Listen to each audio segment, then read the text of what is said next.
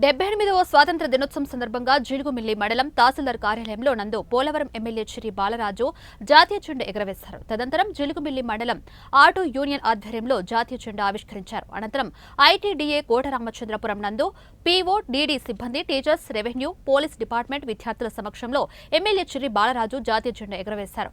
స్వాతంత్ర దినోత్సవాన్ని ఘనంగా నిర్వహించిన ఐటీడీఏ సిబ్బందికి కృతజ్ఞతలు తెలిపారు. అనేక రోజు స్వాతంత్రం వచ్చేలాగా చేశారు. అలాగే భారత రాజ్యాంగం కూడా అందరికీ కూడా హక్కులు కల్పించేటువంటి అనేక మంది ప్రాణత్యాగం చేశారు.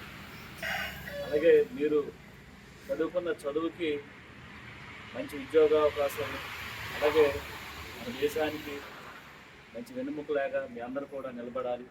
అలాగే ఎవరైతే మన స్వతంత్ర పోరాట యోధులు ఉన్నారో వారిని స్ఫూర్తిగా తీసుకొని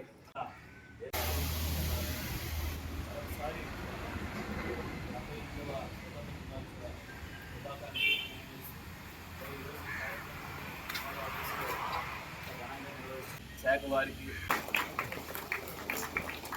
ప్రాంగణంలో జరుగుతున్నటువంటి మరి 78వ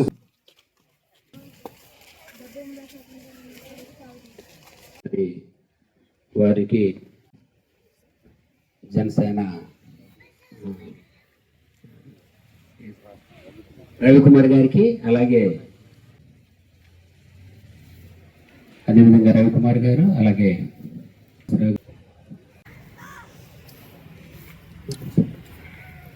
గౌరవ బీడీ గారు.